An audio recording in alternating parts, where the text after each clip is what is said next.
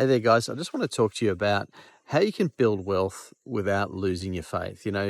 Jesus said, the love of money is the root of all kinds of evil. And so this passage, I think, has often been very twisted in the sense that people think that money is the root of all evil. That's not what the Bible says. It's the love of money. It's our heart attitude, and wealth is ultimately a heart issue and how we handle it. And so often in the church, we have very, in many cases, very negative views about wealth, and often people that have them that are often unfair and unfounded, and certainly not scriptural. The goal should not be to avoid wealth, but rather to learn how to handle wealth effectively. That to me is the far bigger issue. As Christians, we need to learn to be good stewards rather than to be owners. Okay, so we need to realize that everything is really God's, and we need to be good stewards of what He puts in our hands. So that to me is a critical thing. And so, what are the steps that we need to do to guard our hearts, if you like, and build wealth without compromising our faith? So, to me, the first one here is making sure we keep God at the center. There's a fabulous proverb, Proverbs chapter 3, verse 6, where it says, "In all your ways acknowledge Him, and He will make your paths straight." So, in whatever we do, we need to put God first, and we need to acknowledge Him as we go around the process of learning to create wealth and build it for His kingdom. So that's the first thing. The second thing is building character. The thing with money is it's going to have an effect on you in such a way that it's going to multiply what's inside you. If you're a greedy, money and having more wealth is going to multiply that. On the other hand, if you're generous, that is going to come out of having wealth as well. That will be multiplied in you as well.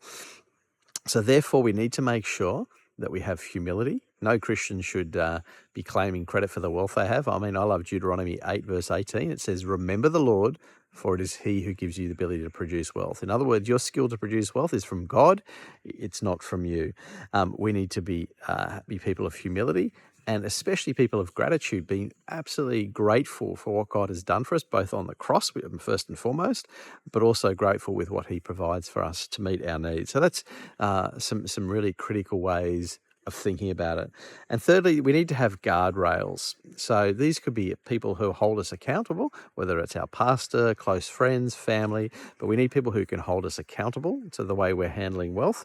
We need to be generous. So that's an important guardrail. So making sure we give out of what we have, whether it's giving out of capital or giving out of income. So it could be giving a fixed amount, could be giving a percentage, whatever that may be, but we need to be absolutely generous with what God has given us.